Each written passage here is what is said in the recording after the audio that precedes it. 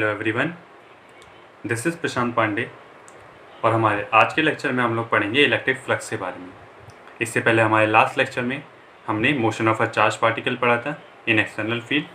ठीक है, चलिए स्टार्ट करते हैं आज का lecture. What is electric flux? ज़रा इसकी डेफिनेशन से शुरू करते हैं। तो इसकी डेफिनेशन होती है the number of electric field lines passing through a given area is called electric flux. हमने लास्ट वीडियोज़ में इलेक्ट्रिक फील्ड लाइंस के बारे में ऑलरेडी डिस्कस किया था कि इनका रोल क्या होता है, इलेक्ट्रिक फील्ड को रिप्रेजेंट करना। तो इलेक्ट्रिक फ्लक्स का बेसिक मतलब है कि भैया आपने कोई एक पर्टिकुलर एरिया सेलेक्ट कर लिया, अब इसमें से टोटल कितनी इलेक्ट्रिक फील्ड लाइंस पास हो रही हैं उसे अपन रिप्रेजेंट करते हैं इलेक्ट्रिक फ्लक्स से। समझ आ गया सभी लोगों को? ठीक है, मतलब आपने कोई भी एक एरिया सेलेक्ट कर लीजिए। फॉर एग्जाम्पल मान लीजिए यहाँ पे इलेक्ट्रिक फील्ड है, ये इलेक्ट्रिक फील्ड का जोन बना हुआ है। मैं आपको दिखाने की कोशिश करता हूँ। ये देखिए, ये मेरा गिवन एरिया है और electric field line you pass कर दी है। ठीक है, तो इसमें से कितनी फील्ड लाइंस पास होगी, इसके अंदर से कितनी फील्ड लाइंस ऐसे पास हो जाएंगी, वो होगा मेरा इलेक्ट्रिक फ्लक्स इस तरीके से। ठीक है, चलिए अगर आप लोगों को ये चीज़ क्लियर हुई तो मैं आगे बढ़ता हूँ। आगे बढ़े तो हमने इस चीज़ का फॉर्मूला देखा। ठीक है, जो इसको कैलकुलेट करने के लिए मैथमेटिकल फॉर्मूला दिया गया वो कुछ इस प्रकार था, ई डेल्टा एस कॉस थीटा। यहाँ पे हर एक टर्म को समझने की कोशिश करते हैं। देखिए, ये वही इंटीग्रेशन का साइन है, मतलब ओवरऑल एरिया को हम इंटीग्रेट करके जोड़ देंगे। ठीक है, इस पे जो ये सर्कल बना हुआ है, सर्कल इंटीग्रेशन के ऊपर ये दिखाया था क्लोज सरफेस को, कि ये काम किस लिए होता है, किसी भी क्लोज सरफेस के लिए किया जाता है। ठीक है, this is a sign for the close surface. E represent करता है आपका इलेक्ट्रिक फील्ड को, डेल्टा एस आपके सरफेस एरिया को रिप्रेजेंट करता है। मतलब अभी जैसे मैंने यहाँ पे एक रिंग ले रखी थी, एक सर्कल ले रखा था, तो इसका सरफेस एरिया ओवरऑल हो सकता है यही मैं एक स्क्वायर रिंग ले लूँ। ठीक है, या फिर रेक्टेंगल या फिर कोई भी दूसरी 2D शेप हो सकती है, उसके सरफेस एरिया की बात की जाती है। Third, theta. थीटा होता है angle between the electric field and the area vector. अभी हम इन तीनों के बारे में आगे जाके डिटेल में जानने वाले हैं। ठीक है, इसलिए अभी के लिए मैं बस इतना ही बता रहा हूँ। आगे बढ़ते हैं। आगे बढ़े तो हमें एक और चीज़ पता चली कि एक स्केलर क्वांटिटी होती है। अब स्केलर क्वांटिटी होती है, ये बहुत आसान है पहचानना, बिकॉज यहाँ पे हम सिर्फ ये जानना चाहते हैं कि एक पर्टिकुलर एरिया में से कितनी इलेक्ट्रिक फील्ड लाइन पास हो रही हैं। वो इधर आगे से पास हो रही हैं, पीछे से पास हो रही हैं, उसकी डायरेक्शन को कोई खास रोल यहाँ पे नहीं है। ठीक है, आप सिर्फ क्वांटिटी जानना चाहते हो। आप क्या जानना चाहते हो? क्वांटिटी की बात हो रही है यहाँ। दैट्स वाई ये एक स्केलर क्वांटिटी होती है। अब कोई बोले इसकी एसआई यूनिट निकालिए, तो एसआई यूनिट कैसे निकाली जाएगी? ये देखिए, ई डेल्टा एस है। ई इलेक्ट्रिक फील्ड मतलब न्यूटन पर coulomb, delta S surface area को शो कर रहा है, सरफेस एरिया मतलब मीटर स्क्वायर। तो ओवरऑल क्या फॉर्मूला बना? न्यूटन पर कूलम मीटर स्क्वायर। आगे हम बढ़ते हैं, इसका डायमेंशन निकालने की कोशिश करें अगर, तो न्यूटन के लिए होता है मीटर पर mL/t-2। ठीक है, उसके बाद मीटर स्क्वायर एल का स्क्वायर, नीचे coulomb A/t, charge into time, current into time, sorry. इसको ओवरऑल कैलकुलेट किया हमने तो हमारे पास क्या आया? mL³ T⁻³ A-1। चलिए अब इसी फॉर्मूले को और अच्छे से डिस्कस करने की कोशिश करते हैं एक एक करके। See, these are the factors on which the electric flux depend. ठीक है, अब हम एक एक करके इसी को डिस्कस करने वाले हैं। सबसे पहला फैक्टर आता है इलेक्ट्रिक फील्ड। ठीक है, फॉर्मूला देख के हम बता सकते हैं कि फ्लक्स इलेक्ट्रिक फील्ड के डायरेक्टली प्रोपोर्शनल होता है। चलिए समझते हैं। यहाँ देख लीजिए, यहाँ मैंने दो रिंग ली है। अभी जैसे मैंने शो किया था ना इस तरीके से, ये मैंने रिंग ली है, यहाँ से मेरी इलेक्ट्रिक फील्ड लाइन पास होगी। ठीक है, तो ये मैंने दो रिंग ली है, ऑलमोस्ट सेम एरिया है दोनों का। ये इलेक्ट्रिक फील्ड लाइन्स हैं। हमने पढ़ा है कि जहाँ पे भी डेंसिटी इलेक्ट्रिक फील्ड लाइन की ज़्यादा होती है वहाँ पे strength of the electric field ज़्यादा होती है। अब आप खुद देख लीजिए, यहाँ पे इस पर्टिकुलर एरिया में से कितनी इलेक्ट्रिक फील्ड लाइन पास होंगी? केवल 3, जबकि यहाँ से a number of electric field lines are passing. इससे हम कंक्लूड कर सकते हैं कि जैसे जैसे स्ट्रेंथ बढ़ती है इलेक्ट्रिक फील्ड की, वैसे वैसे इलेक्ट्रिक फील्ड लाइन्स की डेंसिटी बढ़ती जाती है जो कि उस सरफेस से पास हो रहे हैं। और हम यही तो कैलकुलेट करना चाहते हैं ना कि नंबर ऑफ फील्ड लाइन्स कितनी ज़्यादा पास हो रही है। जितनी ज़्यादा number of field lines pass होंगी उतना ही ज़्यादा उस चीज़ का इलेक्ट्रिक फ्लक्स होगा। समझ आ गया सभी लोगों को इलेक्ट्रिक फील्ड का रूल? इलेक्ट्रिक फील्ड की स्ट्रेंथ बढ़ेगी तो number of electric field lines बढ़ जाएंगी, उनकी डेंसिटी बढ़ जाएगी, जिसकी वजह से आपका इलेक्ट्रिक फ्लक्स इंक्रीज हो जाएगा। चलिए, हमने फर्स्ट फैक्टर इलेक्ट्रिक फील्ड पढ़ा। अगला देखते हैं सरफेस एरिया। पॉइंट नंबर 2, यहाँ पे आप लोग देख सकते हो कि हमें यहाँ पे रिलेशन किसका बताना है? इलेक्ट्रिक फ्लक्स और एरिया के बीच डायरेक्टली प्रोपोर्शनल है। अब ज़रा देखिए, यहाँ पे जो मैंने इलेक्ट्रिक फील्ड लाइंस ली हैं वो ऑलमोस्ट मैंने यूनिफॉर्म इलेक्ट्रिक फील्ड लेने की कोशिश की है, ठीक है? मतलब दोनों जगह डेंसिटी इलेक्ट्रिक फील्ड लाइन की सेम है। चेंज क्या किया मैंने? चेंज किया मैंने रिंग का साइज़, जिससे इनका सरफेस एरिया चेंज हो गया। मतलब एक आपका ये है, दूसरा एक ये छोटा सा circle as compare to that, ठीक है? अब दोनों में से कहाँ से ज़्यादा इलेक्ट्रिक फील्ड लाइन्स पास होंगी? इस वाले में से। क्यों? क्योंकि इसका सरफेस एरिया ज़्यादा है, ठीक है? सेम चीज़ यहाँ पे हुई, जितना ज़्यादा सरफेस एरिया उतनी ज़्यादा आपकी इलेक्ट्रिक फ्लक्स भी इंक्रीज़ होती जाएगी। ओके, थर्ड पॉइंट था angle between the electric field and the area vector.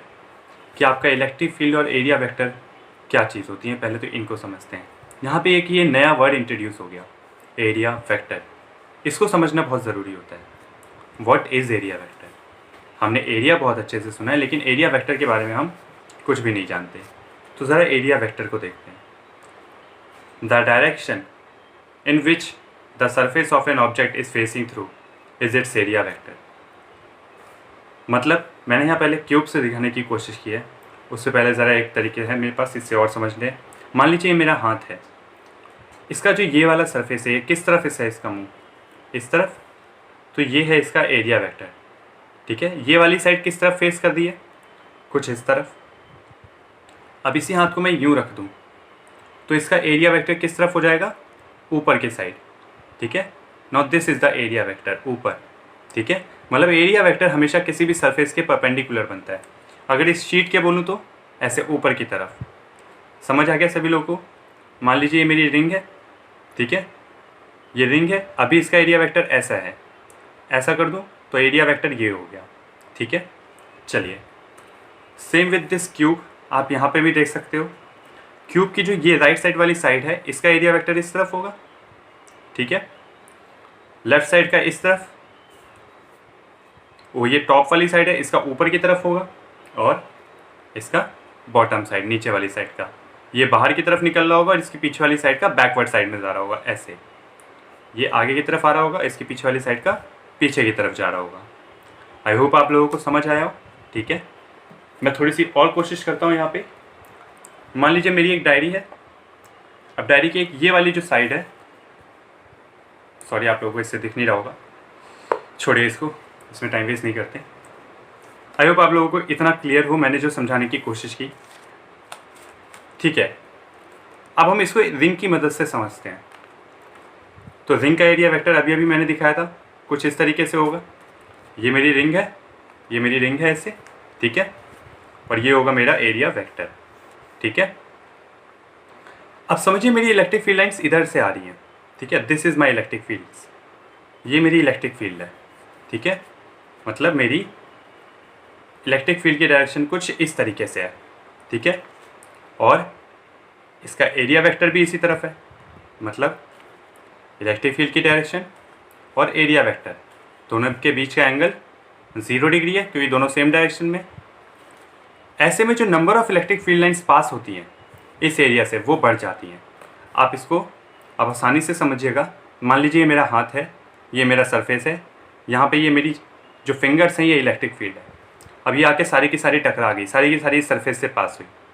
अब धीरे धीरे मैं इसका सरफेस एरिया कम करूँगा, थोड़ा एंगल पे टिल्ट हुआ। अब देखिए, अब जल्द इससे जो उंगली टकरा रही होंगी वो धीरे धीरे कम होंगी, और जैसे ही मेरा यहाँ पे हाथ बिल्कुल टिल्ट हो गया, सारी की सारी पास कर जाएंगी, इसके अंदर से कोई नहीं गुजरेगी, ठीक है? वही चीज़ यहाँ मैंने समझाने की कोशिश की है।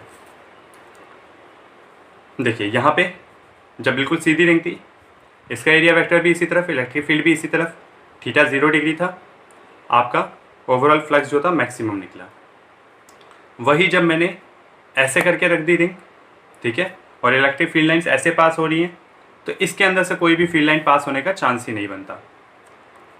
इलेक्ट्रिक फील्ड एरिया वेक्टर, बीच का एंगल 90 डिग्री, तो ई डेल्टा एस कॉस 90, ठीक है। कॉस 90 ज़ीरो होता है, इसलिए आपका इलेक्ट्रिक फ्लक्स भी ज़ीरो हो जाएगा, जो इसकी मिनिमम वैल्यू होती है। आई होप आप लोगों को तीनों चीज़ें समझ आई होंगी। अगर ये तीनों चीज़ें क्लियर हुई, आपको पता चला कि इलेक्ट्रिक फ्लक्स किस किस चीज़ पर डिपेंड करता है, तो हम आगे बढ़ सकते हैं। चलिए आगे एक न्यूमेरिकल देखते हैं। इस न्यूमेरिकल के अंदर हमें क्या क्या चीज़ें गिवन है। हमें इलेक्ट्रिक फील्ड के बारे में मेंशन कर रखा है। इलेक्ट्रिक फील्ड कितनी है, 5 × 10⁻³ न्यूटन पर कूलम। कौन सी डायरेक्शन में, पॉजिटिव एक्सिस। आई कैप किसको शो करता है, एक्स एक्सिस को, ठीक है। हमें इसका फ्लक्स कैलकुलेट करना है, किसके लिए, एक स्क्वायर के लिए, जिसकी साइड कितनी है, 10 सेंटीमीटर की उसकी साइड है, और वो वाई-जेड प्लेन में लाई कर रहा है। कौन से प्लेन में लाई कर रहा है, वाई-जेड प्लेन में। So what would be the flux of the square, same square, if the plane makes 30 degree angle with the X axis. जब वो एक्स एक्सिस के साथ 30 डिग्री का एंगल बना रहा है, तब हमें बताना है उसका फ्लक्स कितना होने वाला है। चलिए देखते हैं। तो इलेक्ट्रिक फील्ड हमें गिवन है अलोंग एक्स एक्सिस, मैंने मेंशन कर दिया। हमें स्क्वायर की साइड गिवन थी, तो पहले तो हमने उसका एरिया निकाला। अब ये भी हमने देखा फॉर्मूले के अंदर एरिया का यूज़ होता है।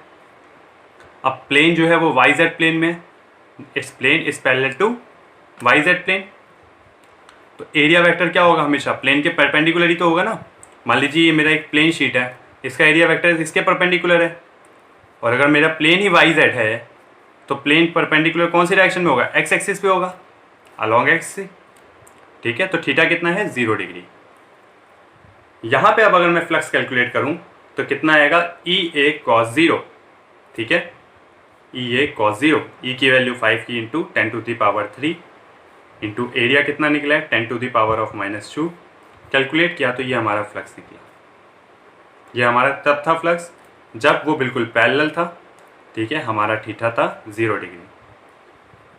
लेकिन आगे सेकंड पार्ट में क्वेश्चन के देखिए, अभी हमने स्टार्टिंग का फ्लक्स फाइंड किया, अब हम कब फ्लक्स फाइंड करेंगे, जब हमारा थीटा डिग्री 30 डिग्री का होगा, ठीक है। मतलब if the plane makes 30 degree angle with the X axis, ठीक है। मतलब एक्स एक्सिस के साथ अब उसका एंगल कितना बन रहा है, 30 डिग्री का।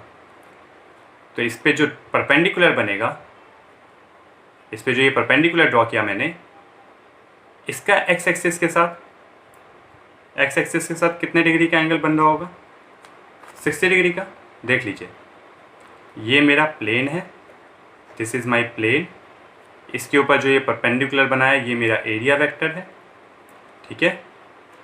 और क्योंकि मेरी इलेक्ट्रिक फील्ड एक्स एक्सिस की तरफ है, तो मैं देखना चाहता हूँ एरिया वेक्टर का कितना एंगल है एक्स एक्सिस के साथ, वो है 60 डिग्री का। समझ आ गया सभी लोगों को। द नॉर्मल, ठीक है, मतलब परपेंडिकुलर जो कि मेरा एरिया वेक्टर है, वो प्लेन के साथ कितने डिग्री का एंगल बना रहा है, 60 डिग्री, ठीक है, विद एक्स एक्सिस। इसलिए यहाँ पे थीटा कितना है, 60 डिग्री। समझ आ गया। हमने एक्स एक्सिस ही क्यों चुना, because electric field x axis में थी। बस अब आगे क्वेश्चन आपका कंप्लीट हो गया, ठीक है। इलेक्ट्रिक फ्लक्स, इस साइन को ज़ाय बोला जाता है, ठीक है। ई ए कॉस 60, वैल्यूज पुट कर दी आपने सारी। कॉस 60 की वैल्यू 1/2 होती है, ठीक है। 10 to the power of 3 into 10 to the power of -2, 3 में से 2 माइनस हुआ, 1 बचेगा, ठीक है। 50 को 2 से काटा, 25 आ गया आपका, ठीक है। तो 25 न्यूटन पर coulomb metre square. This was an introduction video. इसके अंदर मैंने ट्राई किया था कि मैं आप लोगों को इलेक्ट्रिक फ्लक्स समझा सकूं। नेक्स्ट वीडियो के अंदर हम गॉस लॉ को स्टडी करेंगे और उसको इलेक्ट्रिक फ्लक्स के साथ रिलेट करने की कोशिश करेंगे। Thank you.